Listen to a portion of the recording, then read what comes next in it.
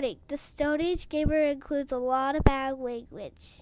Cover your mother ears.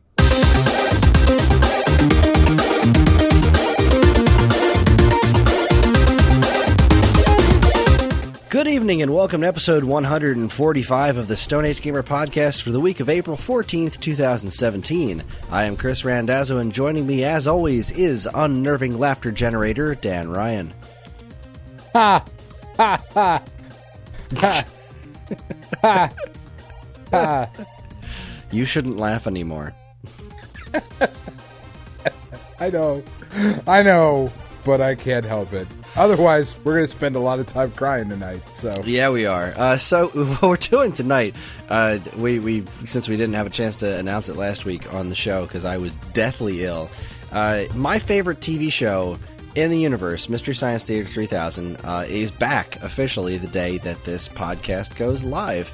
I was a Kickstarter backer, so I got to see the first new episode already, and it is just as good as I hoped it would be. It's new Mystery Science Theater. So in order to kind of celebrate that in a self-indulgent sort of way, I decided that it would be a lot of fun if we talked about some of our, let's say, favorite, lack of a better word, Mystery Science Theater worthy cutscenes, of which there are many.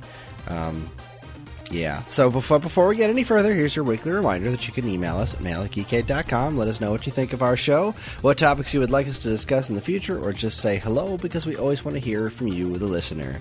So, Dan, before we torture our ears with some truly special moments in gaming, how are you? I'm good, Kris. It's been an interesting couple of weeks. I have, in the last 2 weeks, I have finished all 4 Uncharted games. Nice. Yeah, just bought Uncharted 4 over the weekend because it's like $20 now, which is an amazing price, and it was my favorite in the series. Really? Yeah, I would go 4, 2, 3, 1. Okay. In that order. All right. But it was really good. This one took the longest to beat out of all of them. Like, I think the first one took me like 6 hours. The second one took like 8 or 9. The third one took like 7, but this one took almost 14. Wow. And it looks just incredible. It's stunning to look at. Well, that's awesome. I would really like to try that sometime. It's really, really good. Like, I really, playing through this series like so quickly, you could see, I mean, there is a bit of repetition and sameness to it, you know, with the different things that you're doing, but there is... Yeah, but I mean, there is between watching Indiana Jones movies. It's a genre thing. It is. It's very much a genre thing, but the evolution of the story and the character was just done just beautifully. I mean, Naughty Dog really doesn't make bad games, but, you know, like I was just super, super impressed. Well, I've been... Obviously, I'm still like neck deep in Hyrule. I'm 2 divine beasts down. Ooh. I'm right now taking a foray into Hyrule Castle, possibly against my better judgment, but I really want the Hylian shield before I go any further in the game, just because I want to. I got the Master Sword. Nice. Which was a complete accident. I just kind of stumbled on the Lost Woods. It is. While I was venturing, and I was like, "Ooh, the Lost Woods! I bet the Master Sword's in there." And you know what? You're a big fan of Link to the Past. You're going to appreciate it when you get to that point. Yeah. The actual opening where you go and see the Lost Woods is the same one from A Link to the Past. Like you walk through a big open log. That's awesome. It really is. And then there's like a whole cutscene, and it shows the Master Sword that looks just like the old poster from A Link to the Past. It's nice. Like, wow. I was very impressed. I had exactly enough hearts to pick it up. I was getting kind of nervous. But yeah, I really want that Hylian shield to go with the Master Sword, and I'm no longer afraid of Guardians, which is fun. Like, now I just walk right up to him and take care of business, and it's very, very satisfying when you get to the point where you're just not even afraid of those guys, and you're just like, I'm gonna take every one of your legs. I'm just gonna take them. I'm gonna have that. You don't get to keep those anymore. Those are mine now. It's a tax. It's a you being an asshole tax. You can do this great like spin attack thing with heavy weapons, where you just hold down the button and Link just starts spinning around. And I'll use this thing called Stasis Plus on a Guardian that kind of freezes them in place for a couple of seconds, and then just starts spinning around and loop around the whole thing. And as soon as they break out of stasis, all their legs pop off. Nice. Oh man, it's when you first see them in the game, you're just like, run as fast as you can. Those things will kill you. And now I'm just like, I fear nothing in this game anymore. I fear no one. I fear no one. I've gotten real good at fighting Lionels. It's just ridiculous. I think awesome. the other but really important thing of note that I have to say that I played since the last time we spoke was on the Japanese eShop. There's a demo of the new Spelunker game. Yeah? Which, yeah. It's it's not even remotely in English, and I doubt it's getting localized. But probably not. I really like it. It's I think it's a different game from the one that was released on PS3 a little while back. Mm-hmm. I think it's been so long since I played it, and I didn't play a lot of that one. That one had a really cool like switch to 8-bit thing that I don't think is in this version. But I mean, it's a new Spelunker game with a cool new version of the Spelunker music. I freaking love Spelunker. I can't believe they're still making Spelunker games. Yeah, that seems odd. But apparently they're popular in Japan. Not like, insanely popular, but they've got a following in Japan. And I think there's like 4 people in the United States that give crap about Spelunker. And there should be more because that game's great. It is good. Yeah. I don't know that I would go with great, but speaking of Japan, interesting little thing here. So in Puzzle and Dragons on the Japanese server, it's been the other thing that's been taking up a lot of my free time, which is why I haven't started Breath of the Wild yet. Mm-hmm. There is a new 3-player mode. And the 3-player, like there's been co-op for a little while, so like you and a partner can go into a dungeon and like your stats add up and like your skill boosts add up, so like you're ready to use your special attacks earlier and like all that, like everything is combined, right? Mm-hmm. In the 3-player version, you don't get to pick who you go into the dungeon with. It's just a random assignment, and none of the stats carry over. So you're pretty much all just tackling the same bosses, but with your own hit point pool and your own stats and whatnot. And it's been this really interesting way of trying to make your way through the game, because the dungeon that they put out has 3 new monsters in it, and it's Azathoth, fucking Jesus, I always fuck the name up, Nalarthotep, and Malarthotep. How could you get that wrong? I know, and Cthulhu. It's got 3 of the elder gods from H.P. Lovecraft, and they are insanely hard, like just ridiculously hard. So trying to make your way through these dungeons without being able to communicate to these other random people that you've been assigned to has been this really interesting kind of like social experiment of I just have to trust. If I set a board up, like if I notice that the guy after me in the turn order has a particular leader, I'm like, oh, you need these orbs, and I can't do enough of a combo to do this thing here, so I'm going to set the board up for you. I just have to trust that when you get the board, you're going to know what to do with it. Like, because the only communication that you can do in game is you can click a little button, and in the American version it says nice. I assume that's what it says in the Japanese version as well. Like, it's not even like a noise. It's just nice. That's all you can say. So, oh man, it's really weird to play through this really insanely tough dungeon not being able to communicate with the people you need to communicate with to get shit done. Sounds like trying to play Triforce Heroes. Yeah, it's kind of similar to that, but like way harder. Like Cthulhu, I can't. It's the only one I want out of the 3, because Azathoth is cool, but it's I just don't have a team to get anywhere near beating him. I've gotten pretty close to Cthulhu, and I have Nalarthotep, so very excited about Cthulhu because I fucking love Cthulhu, but it's so hard. So hard. Anyway. Well. Japan pad. Japan pad. Still don't have Ronov. Son of a bitch. It's just never going to happen. It's never going to happen for me. You're going to get it and you're going to feel so let down. You're just going to feel hollow when you get it. I know. I'm going to get it. I'm never going to use it. Be like, it's over there now. Well, put it on my virtual shelf of virtual things. All right, let's get down to business here. So, Dan and I, we just racked our imaginations. I mean, I don't think you did these just were off the top of your head, right? Yeah. Just stuff I was trying to think of, like, what is just the most awful things that I can remember. That's pretty much where I was at, too. I just, thought of a handful off the top of my head, and then just, that's what I did. I'm sure we are missing things. I'm certain that we are missing some terrible, terrible cutscenes. I just want to mention a few just right off the tip that I just didn't make the cut to listen to because they're either too obvious or, in the case of one of them, I don't want to put anyone through any of that. I mean, obviously, there's the CDI Zelda games, all three of them, legendarily awful cutscenes. I would mention the DK rap from DK64 is one of the most painful things I've ever sat through. I know there are a lot of people who really like the DK rap. I'm probably going to piss some people off by saying that, but I think the DK rap was pretty much one of the worst things I've ever seen in my life. Oh, without question. Like, there's a lot of people that like it, but there were also a lot of people that liked Hitler.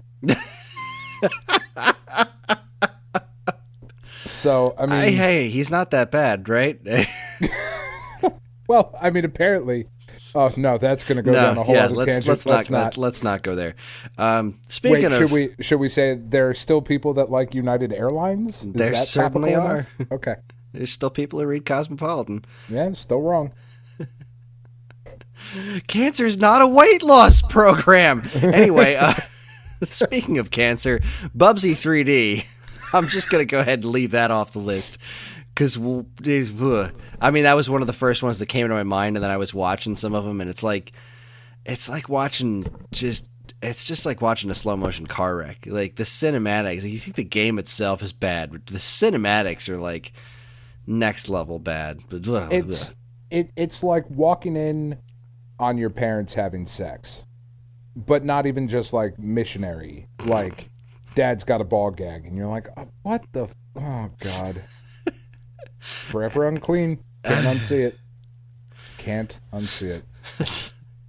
So the first one we're going to talk about is from a game that I never finished, and I likely never will finish. No. Final Fantasy X.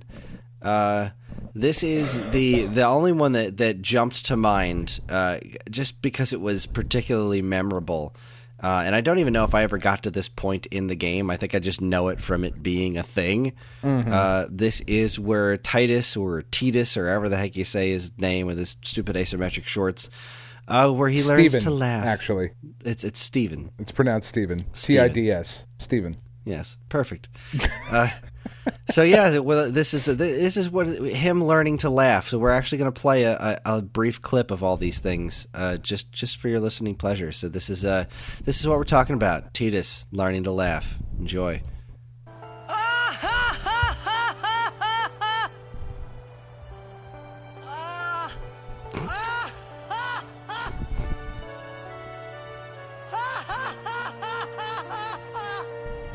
You probably shouldn't laugh anymore. Yuna is absolutely right. Yeah. Yuna is not wrong. Yeah. He should never laugh again.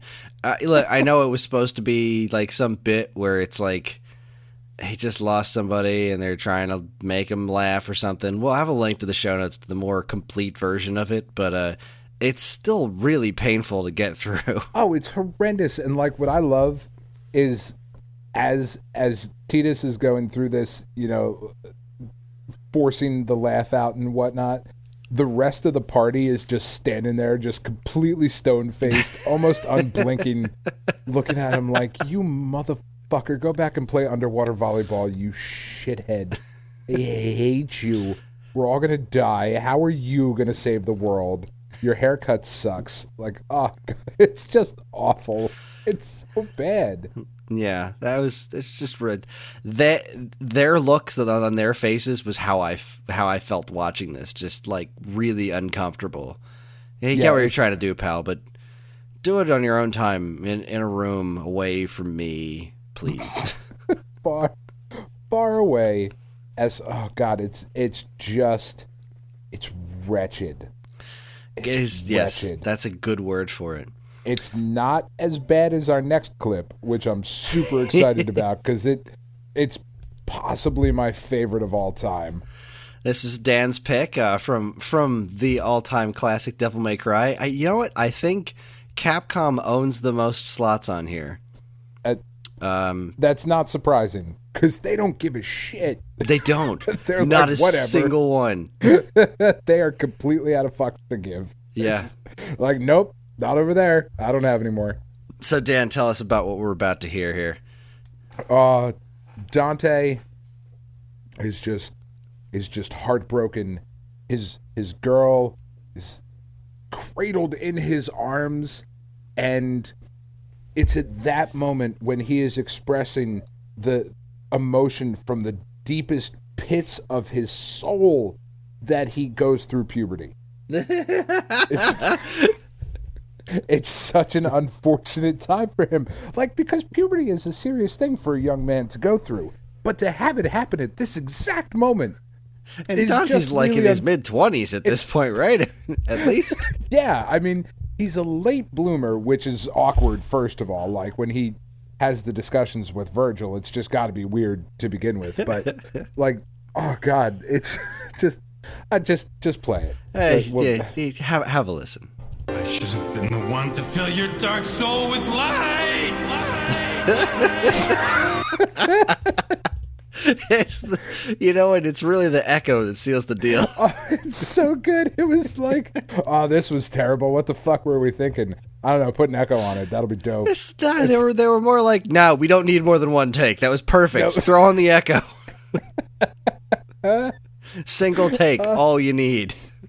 I mean, because, like, that should have been such an impactful, because you're playing through the game and you get to this big epic scene and you're like, oh my God, this, just what is going to, what? Seriously? Light! It's just, it just takes you completely out of the game. Like, and that's the big problem, right? Like, these performances are so bad that they ruin these otherwise emotional moments. And Devil May Cry, let's be honest here. Devil May Cry is a series that is not really known for its emotional moments.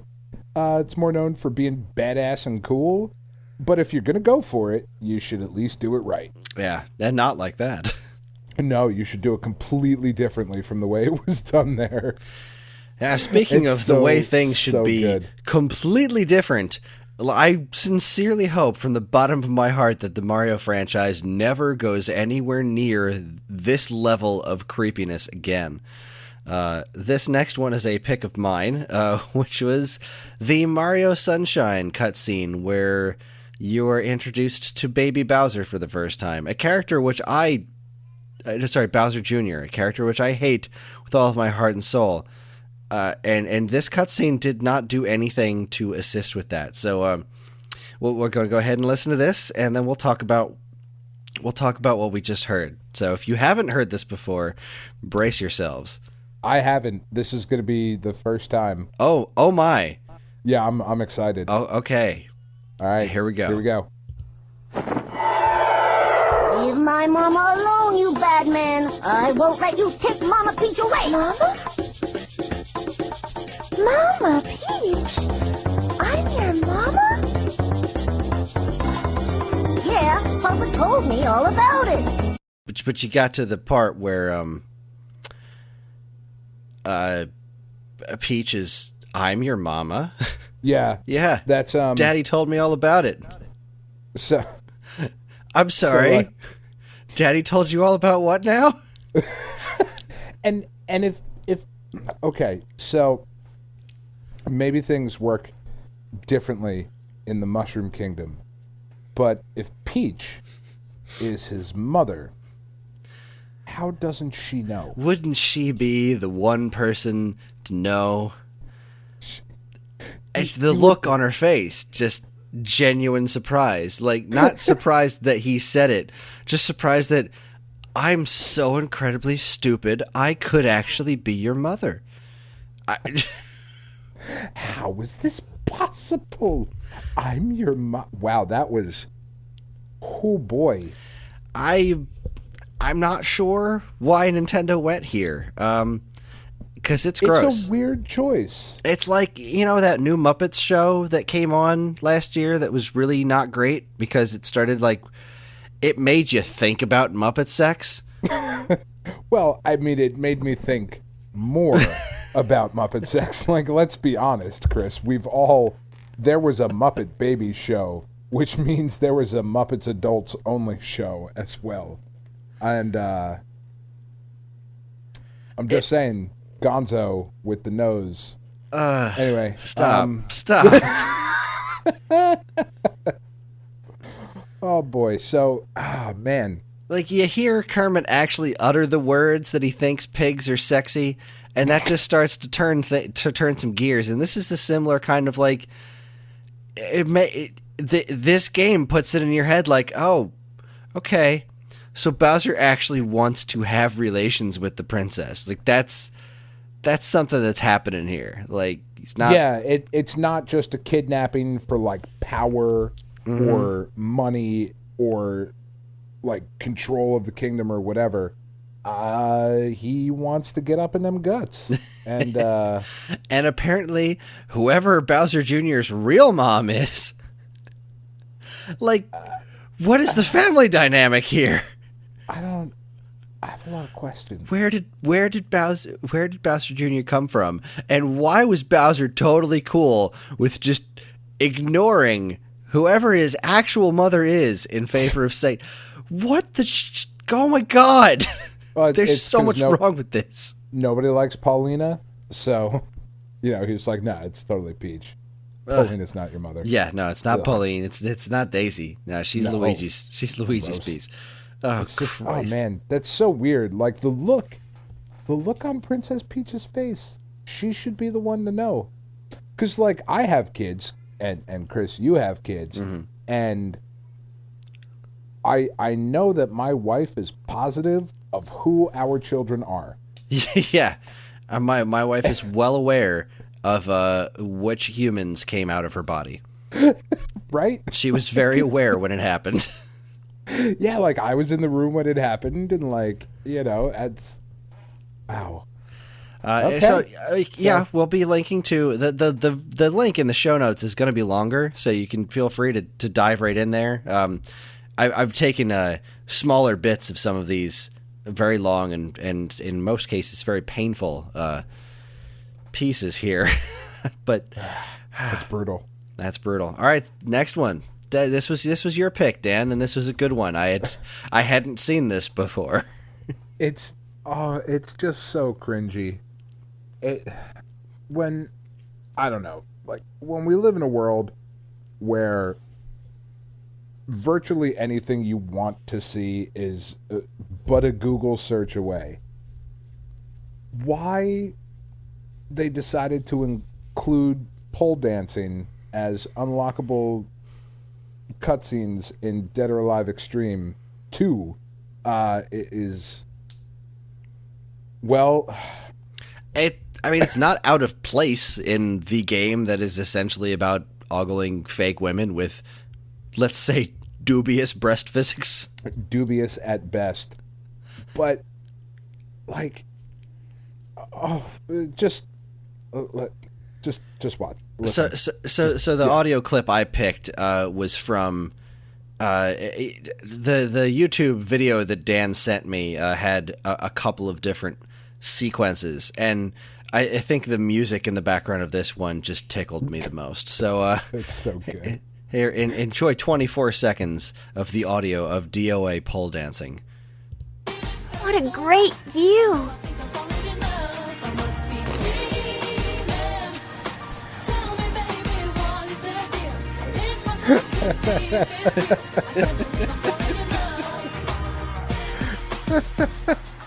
Jesus Christ.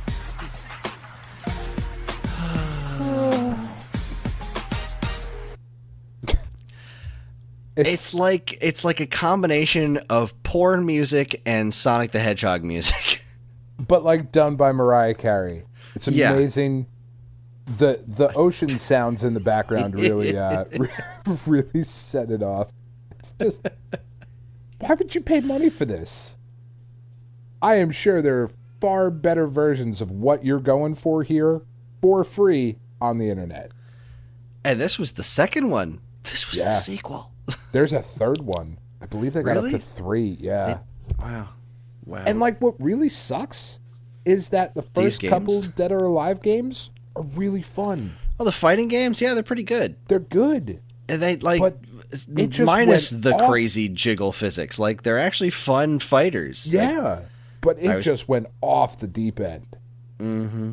And like, do you remember when I can't, dude's name escapes me now, but the guy in charge of creating the games was like really pitching them as like, this is the best fighting game. This is a serious. This is better than Tekken. This is better than Virtual Fighter. Well, I mean, that was the dude with, what is it? Is it Itagaki? Is that his name? Is the guy with the hat? The guy who made freaking Devil's Third. And the sunglasses and Ninja Gaiden. Yeah. Team Ninja. Yeah, the Team Ninja guy. Yeah. I mean, like, he was really out there pushing Dead or Alive as, like, a serious fighting game. And it was for a little bit. It was good, but it's just devolved into complete and total fan service, which sure, it has its place, but it's just fucking silly. Yeah, I mean, DOA 2, I remember getting that on Dreamcast, and that was pretty rad. Yeah. Like, that was a good fighting game. And you could be Ryu from Ninja Gaiden in there. Mm-hmm. Granted, it's not the awesome NES Ninja Gaiden, it's the slightly less awesome Law of Diminishing Returns awesome modern Ninja Gaiden. I like that Ninja Gaiden, though. I did, but like much like the original trilogy, I hated the third one. Yeah, well, yeah. Because Ninja Gaiden 3 on NES sucked balls. Ninja Gaiden 3 on Xbox sucked balls. No good. No, not good. Bad story. Anyway, yeah, so thank you for sharing that digital pole dancing. Mm-hmm. Speaking of things fighting games should never do, the next one is one of my picks. This was real hard to narrow down to a 30-second clip because there's just so much bad happening here. So much bad. What you won't hear in this next clip is from Mortal Kombat Mythology Sub-Zero, which had these really just very special live-action cutscenes with Sub-Zero and Quan Chi, and seriously, like the dude, watch the video. The guy that's the head Lin Kuei guy, he looks like he's wearing the Machinima logo. He really does. It's spot on. That guy sucks. What an ass hat. Yeah. Yeah. So go ahead and listen to the vocal stylings of a very agitated Sub-Zero talking to a very not intimidating Quan Chi. Enjoy. I see the ninja has been successful in retrieving my map, as I have foreseen. Let's get something straight. I am not a ninja. I am Lin Kuei. Scorpion was a ninja. Ah, yes, your Japanese counterpart. How unfortunate that you happened upon him in your battle with those pesky Shaolin monks. Scorpion was tipped off.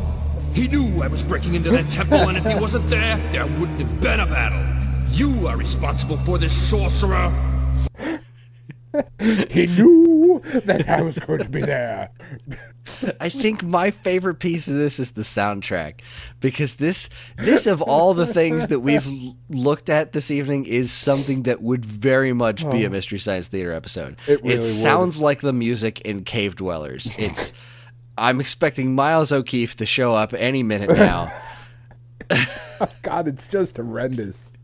I mean, like, just brutal. It's bad to the point where, like, they had to be trying. Like, that's the best version of that. Yeah. It's the very best that got. Like, the N64 game, you know, at the time it was kind of like ripped on because it didn't have all those live action cutscenes. It was actually kind of a kindness, you know? Yeah. It was not. Like, what is Quan Chi doing? Who talks like that? Fucking nobody talks like that. Quan Chi is such a shitty character, too. Oh no! Well, Quan Chi does have the best fatality in the history of absolutely. Mortal Kombat, though. Yeah, absolutely. The rip off the leg thing from MK4. When you rip off somebody's leg and beat them to death with it, that is the best fatality they've ever come up with. But, and he doesn't stop too. He just keeps going. It's like, you got him, Rick. You got him. He's like, no, I didn't. Never get him. Oh God, that one's terrible. That's awful. Good God. That whole game is such a piece of shit, and this live action cutscenes are just more shit smeared on top of the shit. It's so bad. It's bad. Oh man. Oh. All right. Well, this last one is one of the, before we take our break, is really just some legendary shit right here. We're talking about the cinematics to Zero Wing, which obviously we're not going to play any audio for because there's no vocals to listen to. But I mean, how do you talk about bad cutscenes and not talk about, what you say? What you say? Somebody set up us the bomb. Somebody set up us the bomb. If you don't know what we're talking about, this is the game that all your base are belong to us comes from. It's just a really, really bad translation to the point where it just wraps around to being beautiful. It really is. Like I'm playing it now, and like the first 3 words on the screen in this game are "war was beginning." Right away, shit has come off the rails. Like that, war has begun. Main screen turn on. How are you, gentlemen? All your base are belong to us. What you say? What happened? Just, oh God, you have no chance to survive. Make your time. Now, I'm not watching this. I just know this from the top of my head. It's beautiful. Because like the music is kind of cool, and like the game's pretty rad, right? It's like it's a shooter kind of thing. It's pretty neat. It's so good, but the translation, like I don't know how. Even like back in the day when nobody gave a shit, this was astoundingly bad. Yeah, this was next level bad. This was How are you, gentlemen? All your base are belong to us. Like, what the fuck? That's not threatening. What the, and dude's name is Katz. Meow. And not like a Jewish guy. He's not like a Jewish guy with a delicatessen. It's not KATZ. It's CATS. Like a fucking tabby. It's ridiculous. When you beat the game, you learn he actually is a pile of cats. He's just a pile of cats in a shitty costume. It's like that Pinky and the Brain episode. Where he goes on Jeopardy in the giant mechanical suit. Fabulous. That's the last fight in this game is just you with a laser pointer. Fucking Cats just keeps trying to jump up the wall. What are you doing, asshole? Jesus. Oh, God. How did you take over the galaxy? Why are my base belong to you?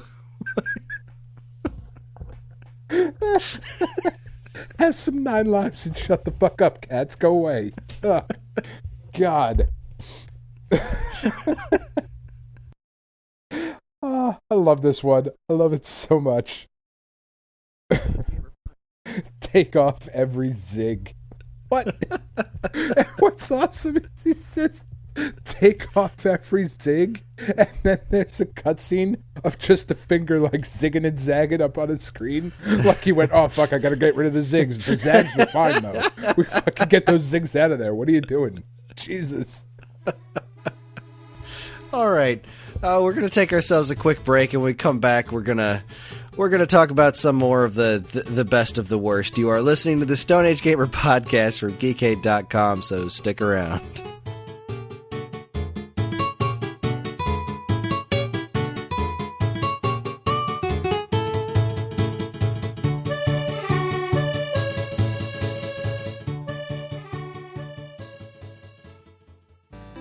And now, here's a look at some of the other original content available right now at Geekade.com.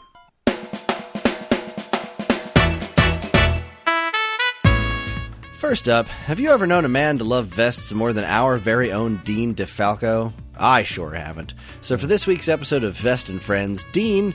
Wait, no! The new episode is vestless!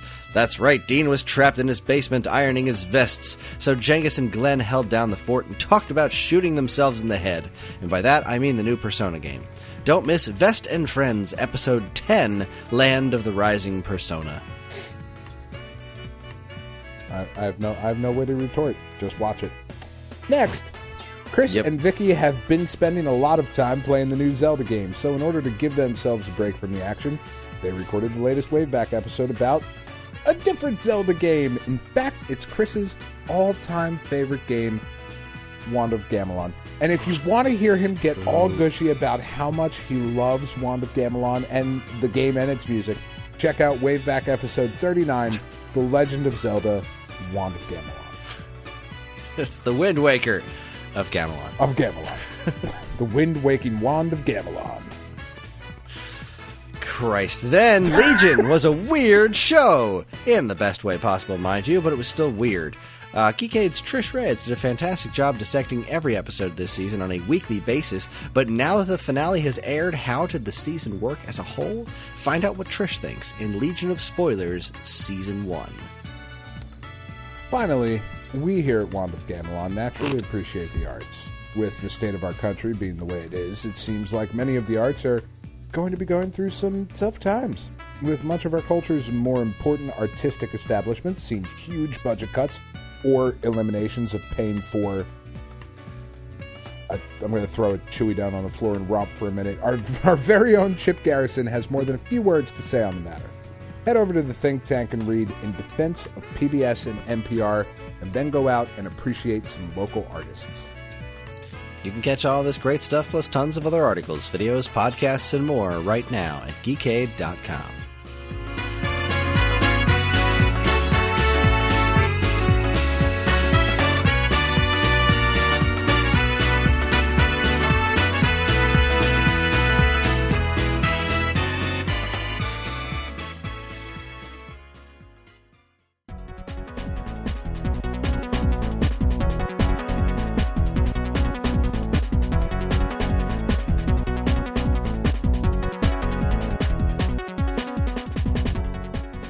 And we are back to discuss more of just, oh god, what we have in store for this second half is really the dregs.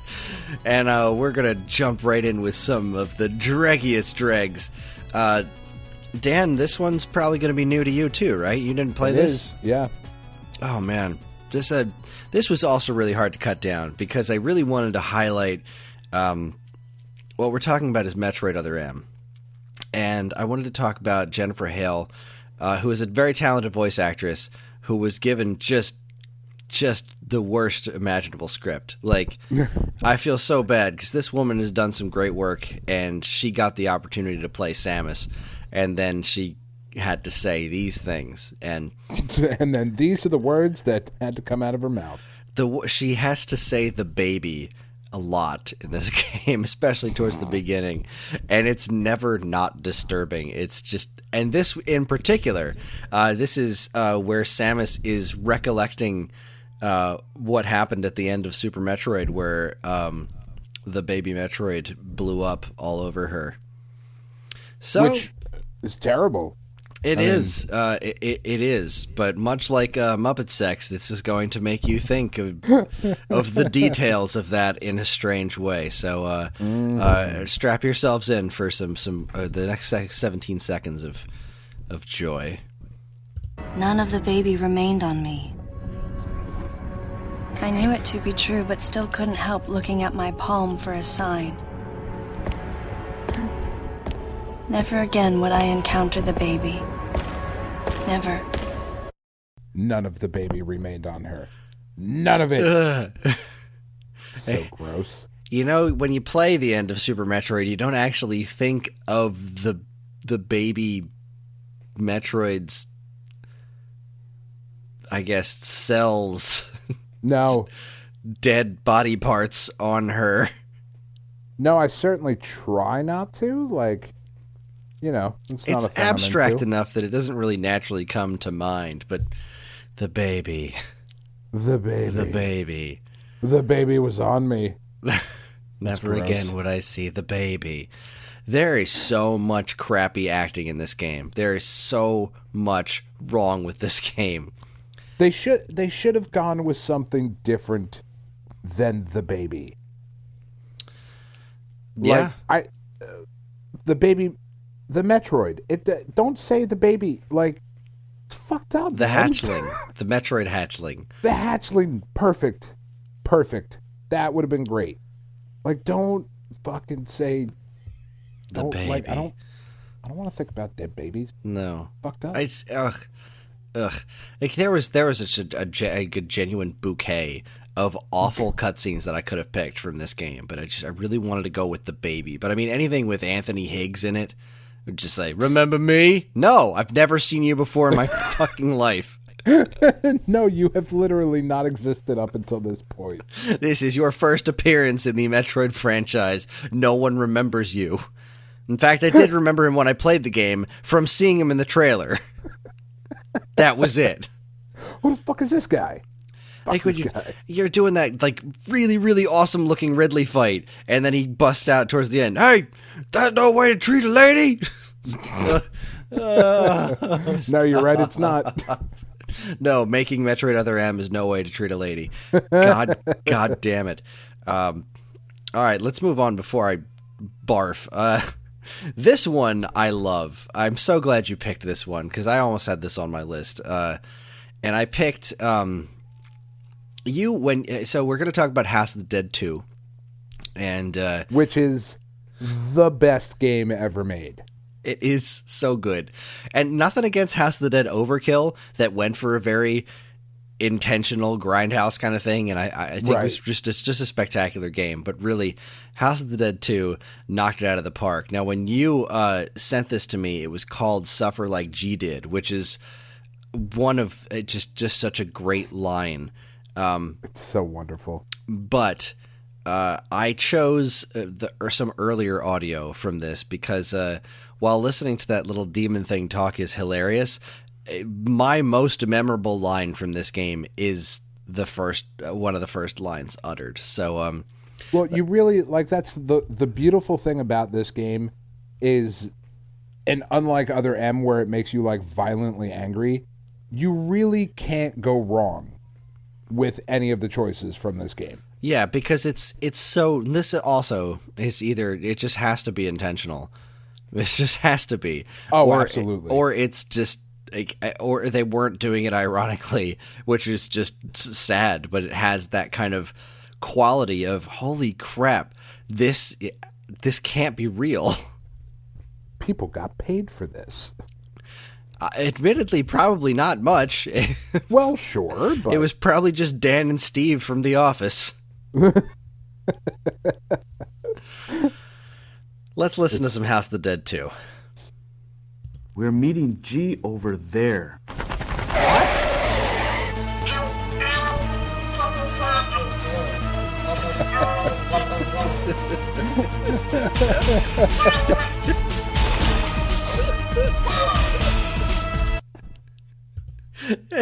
That's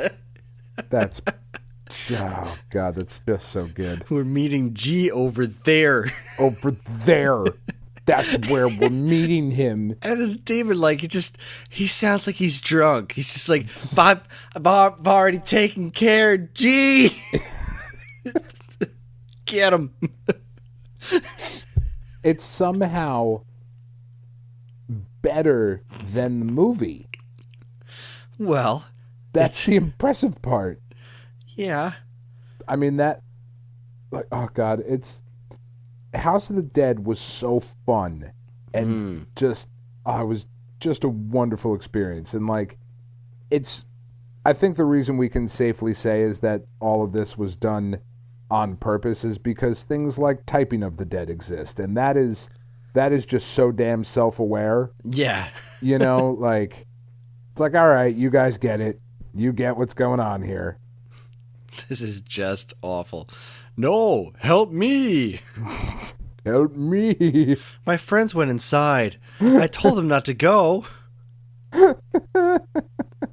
Thank you for rescuing me. God, it doesn't stop. It doesn't stop. No, it doesn't. Dogs of the AMS. God, I love this game so much. I played the crap out of House of the Dead 2. As well you should have. I liked House of the Dead 1. I haven't played as much of that. And I dug House of the Dead 3. Didn't play as much of that as well. Because, I mean, really, I had House of the Dead 1 on Saturn. I just didn't get around to playing it a lot. And they didn't have a lot of House of the Dead 1 arcade machines around me, but House of the Dead 2 they had at the Ocean City Boardwalk, and then I bought House of the Dead 2 at launch for the Dreamcast with 2 light guns. Oh, God. It was a good decision, so Chris. Good. So good. Okay, so this next one is not so good. Is in fact in every way an awful game. We are going to be listening to. This is probably the longest cutscene to listen to because I couldn't find a short enough clip to truly illustrate how awful this game is. We're going to listen to some cutscene from Darkened Sky for the Nintendo GameCube. If you're unfamiliar, this is a game about Skittles. Mm-hmm. And the main character is voiced by the woman who did the voice of Princess Jasmine in Aladdin. So, a good actress. Yes. Delivering some just so cringeworthy the lines that come out of her mouth. And really, everyone's mouths. Everyone involved in this should be ashamed of themselves. They really should. Like that's not a joke. We're not trying to be funny. Like you guys should be ashamed. You should be ashamed. You're bad and you should feel bad. And the game itself is bad. Like legitimately bad. It is an awful piece of crap of a game. But the fact that it's about Skittles is, I mean, doesn't make it better. Before this, before where you're going to hear as the voiceovers in it, the first part of this whole intro sequence, they start showing like recycled footage from old Skittles commercials, like those weird like science fiction-y ones before they started to be about like pulling Skittles off of awkward teenagers, which which is awesome. It's yeah. Here is 50 seconds from the intro of Darkened Sky. Enjoy. Who am I in this world? Tell me, please, because if hurting Dwentles is my destiny, I'm putting in for early reincarnation.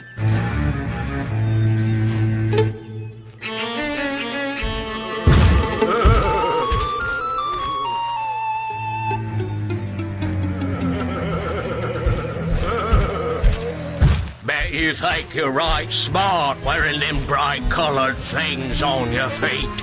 We'll show you smart. Smarts, don't it? Oh, yes, bright colors are a symbol of rebellion after all. What will be outlawed next? Smiling? Breathing? Metabolizing? What's awesome is that, like, even though I know this is from this game, just listening to the audio, it's like, what the fuck happened to Jasmine and Aladdin? Yeah. Like, yeah. I see Jasmine's face when she talks because she sounds like just what she sounds like. Oh, but with the Dwendles and the Dwendles, early reincarnation, and who wouldn't put in for early reincarnation if this was your fucking life? If this was your world, especially if you can hear that music. Oh God, it was wretched. Absolutely wretched is the word for this. Horrendous. Zero redeeming qualities. It doesn't even land in the so bad it's good category. It's uncomfortable to watch. Because when you see this, again, look at the links in the show notes or just Google search it. When you actually see it, it's that early, it's like slightly better than the old reboot cartoon, like the first season of Beast Wars or something. Like that level of CG quality. Oh, it's disturbing it's ugly. Looking. Why did I buy this for you? Because I love crappy games. Because I had know, to have but it. Was that the only reason? Yeah, because I had to have it. And I think I believe I had the game, and then you bought me the one that was both this and Outlaw Golf in the same package. Oh, yeah. Because you were like, you think you have Darkened Sky, but you don't have Darkened Sky with Outlaw Golf. With the shitty GameCube port of Outlaw Golf. Thank you. Because you're a true friend. That's why you bought it for me. There you go. That's what it is. Because, sharing is caring. And I wanted you to have that. And you know what? I still do. It's one of my prized possessions. As well it should be. Well it should be. That game should be worth millions of dollars at this point. I think the jar of Tostitos salsa sitting on my desk is worth more than that game right now. Okay, so... all right, well, hold on. Yeah. Hold on. What type of salsa? Just mild, chunky salsa. Just mild, not like peach mango or... Nah, I didn't get crazy with it. Fancy. No? No. It was actually salsa that I bought to have during my Mystery Science Theater night. I had friends over to watch the new episode, but we just never got around to opening them because there was cupcakes and popcorn and stuff. So, well, there you go. I figured tonight was the night to dip into the salsa because I haven't had proper chips and salsa in way too long. It's just not a snack that comes up as often as it should in my life. I prefer it with tortillas. I don't like crunchy things. But regular tortillas and fucking peach salsa. I mean, I'm gonna start making my own. We're totally getting off topic here, but I think it's because none of us want to listen to what's next. Now, I do not want to get to this. How about familiar my are market. you with the masterpiece that is Castlevania Judgment for Nintendo Wii? I have watched more than a few videos, and then really hated myself afterwards. So, I hated all the character designs in this game. It doesn't play like the worst thing in the world, and the soundtrack's pretty rad. It's all like great remakes of Castlevania tunes. Yeah. But there's this bit where I believe it's the character Maria. Every time she encounters another female character, there's some jiggle physics, and she gets violently jealous of their boobs. Mm-hmm. And it's really uncomfortable. Like, really, really uncomfortable. And this right here is, I believe, when she is talking to... It's not Shinoa, or maybe it is Shinoa.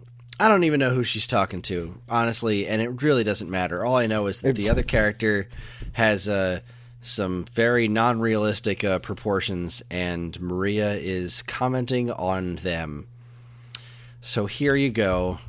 Enjoy this piece of actual Castlevania canon. Hey! Are you a vampire hunter? I am. If you're here, you must be one as well. Uh-huh. They're huge. Will you stop? These things only get in the way. How can you say that? Those are a sacred gift! I mean, now look. Everyone knows that boobs are about the greatest thing ever. It's not even up for debate. Straight girls will tell you that boobs are the greatest thing ever. But you can't be creepy about it. See, like, that's the thing. We gotta... She's just not doing it right. You don't just mid-conversation drop your jaw, staring straight at another woman, and then scream that they're a sacred gift. I mean, that is the line that I used on Tiffany to make her fall in love with me. So I don't know what that says about our relationship. This is so gross. This is just so odd. And her fixation on it. It's like every cutscene that involves her and another woman. Like when she runs into the vampire one later. Trish, is it? I think so. It's just like, even the vampires are bigger than mine. Like, why are you so obsessed with boobs? It's weird. It is. It's just unnerving. It's not funny. It's like we try to make jokes about it, but like it's not even done in a comical way. Yeah, it's not being played for comedy. That's the thing that makes it really unsettling. Like, yeah, they're not trying to make a joke here. I don't know what they're trying to do, but they're not delivering it like it's comedy. It's that's the thing. Like it's This is just how she goes through life. She's just real upset about this kind of shit all the time. It is her driving focus. And like, think about the difference of that. Like the male perspective of that. Like if every time that you and I got together, I was just staring at your junk. Like, God, Jesus, Kris, it's like a fucking baby holding an apple. Like, babies, Nobody would ever make that joke. Like, that would never be played for laughs or for serious. Like, it's just weird. It's a weird choice. It is a very, I don't have the words for it. Like, it's very strange. It is really unsettling, and I just, I don't care for it. No, sir. I don't like it. No, sir. I don't like it. What you think about that fall, Mr. Horse? Speaking of cartoons. Oh, shit. I just went through puberty right there, too. Did you hear that? I did. So these next two are some of the best and brightest that Capcom has ever had to offer. The next one was my pick. The following one was Dan's pick. This one, you can't talk about crappy cutscenes without talking about Mega Man 8. Because it's somewhere along the line there was a conscious decision by the people at Capcom to, one, make Mega Man's voice more high-pitched than his sister Roll's voice. That's right. And two, that Dr. Light was to sound like Elmer Fudd. There is no way... This was not an accident. He sounds like Elmer Fudd, and it seems very intentional, and I don't understand why. All right, we have to play it first, and then we can talk about it. Yes. All right. Here's 27 seconds of Mega Man 8. Enjoy. Dr. Light, what is the problem? A strange meteor has fallen to Earth just a while ago. This meteor seems to be emitting a powerful energy signature. Something this powerful must not fall into the hands of evil. I understand, Dr. Light. I'm on it. Thank you, Mega Man. If you can, please bring the meteor back. Okay. So, I had to come home earlier. Long story. And while I was here waiting for my son's shoes to dry, kids. Yeah, I've been there. I'm editing down these sound clips, and I'm just cracking up hysterically. My mom's here watching my daughter. She watches her during the day, and I was like, Mom, explain to her what we're doing on the show tonight. I was like, you got to hear this one. Like, my mom doesn't know Mega Man from a hole in the wall. She doesn't know the character's name is Mega Man. And I said, just listen to the conscious decision for Dr. Light, the scientist that created Mega Man. And she's listening to it, and as soon as he starts talking, she just starts cracking up. She's like, is that Elmer Fudd? He says like evil. Dr. Wywee. He's powerful. See, because, like, here's the thing. If you watch stand-up comedians, right? Doesn't matter who you watch. When they talk about somebody saying something dumb, what type of accent is it done in? Kris? Putting you on the spot. I honestly don't know. A southern accent. Every time. Oh. Yeah, all right. Every time somebody is about to say some stupid or racist, nonsensical shit, you know, they're like, well, there, motherfucker, brat. Like, that's the voice they do. Every time. Because that sort of voice we associate with a stereotype. Scientist is not associated with Elmer Fudd. No. That's not the voice we go. Like Dave Chappelle's nerdy white guy voice would be more fitting for Dr. Light in this. Oh my God, I'd pay so much money for that. I just want Dave Chappelle to voice all of Mega Man. I think that would be amazing. That would be so great. But, like, when I think scientist, I gotta tell you, I don't think rabbit season. I'm sorry, Wabbit season. Wabbit season. Like, come the fuck on. But at the very least, at least we know that Mega Man is on it.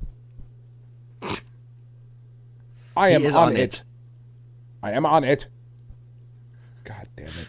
And this is, I had to cut out, like, again, there's so many great things to choose from. Like, one of my most hated things, and why, I guess partially why so many people refer to the character of Bass as Bass, because clearly it's fish and trouble, not bass and trouble.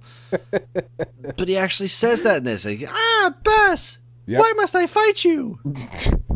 Mega Man! Today we finish this. Oh, God. So brutal. It's really tough. And it's like, back when this came out, watching those cutscenes, I was like, oh my God, this looks so cool. This is amazing, but sounds so bad. Exactly. It sounds so bad. Capcom is successful in spite of themselves. It's very true. Well, our last one for the night. Dan, why don't you take us home here? The first Resident Evil on PlayStation is legendarily bad for its voice acting. And I know what you're thinking, because you're listening to this episode and you're waiting like, when are they going to say the master of unlocking? That's not Barry's worst line. He's got a whole bunch. This one, though, just the pinnacle of assholery. And her response to it, too, is really quite special. Let's go ahead and give it a listen, shall we? This is from Resident Evil. Hurry! This way! Oh, Barry! That was too close. You were almost a Jill sandwich. You're right. Barry, thanks for saving my life.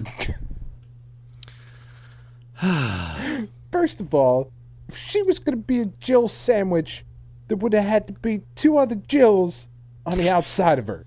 So, well, no, it's not a bread sandwich with ham in the middle. It's a ham sandwich. Yeah, it's the thing in the middle. I suppose it's fair. I've had a lot to drink this evening. But still, you were almost a Jill sandwich. Like, we're in this creepy mansion. It off. We're in a creepy mansion. Our friends are dead. Everybody's missing, and like that's what you come with, Barry. Like, not like, what the fuck was that? That was the appropriate response there. Holy shit, we're gonna die, aren't we? Fuck. This is it. Wow. No, man, you were almost a Jill sandwich. This game is like, I mean, obviously it's legendary for this stuff. I never really played through the original Resident Evil because I couldn't do it. I couldn't get those tank controls. I couldn't do the voice acting, which was admittedly hilarious. I mean, I adore this game. I love it. I think it's brilliant. But man, like, again, Capcom, you are successful in spite of yourselves. So, again, they did this on purpose. Yeah, it is the best version. They chose this one. What were the outtakes like? What could they possibly have been? What could be on the cutting room floor? Like, God. I want to see the script revisions. We're almost a Jill sandwich. You were almost. And like, you were almost crushed to death. Right?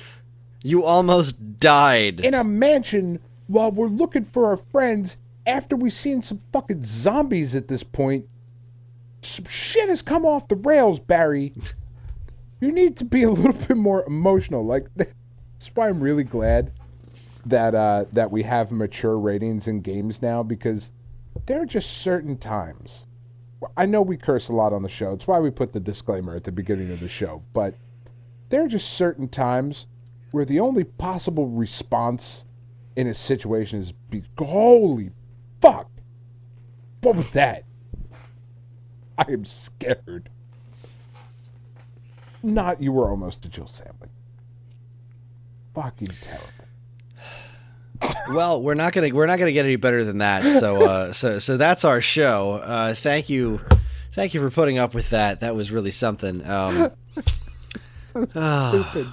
Cutscenes, just such really bad ones. Let us know which ones we missed, because I know there's going to be some real favorites out there that we just didn't get around to. So join us next week when we will be doing our belated April Fool's episode. April Fools, April no new Fools, episode suckers. for you. Now We're so funny. Or should we be talking about games that we feel like fools for having bought? And turns out there's a lot of them. Yeah, this list was way easier to write than I thought it was going to be. Yeah, I thought I was going to really have to put some thought into that. And Nope. after I got to a certain number, I said, nah, screw it. I'm done. I'm sure there's others, but I'm going to leave this alone. So 680 games is more than enough for one podcast. Once again, you can get in touch with us at mail@geekade.com, as well as all flavors of social media that we inhabit. You can like us on Facebook, find us on Instagram at Geekade, subscribe to our YouTube and Twitch channels for all our latest video content, and follow us on Twitter at _Geekade. You can also find us individually on Twitter. I'm at Geekade Kris, that's Geekade Kris, and Dan is available at Geekade Dan.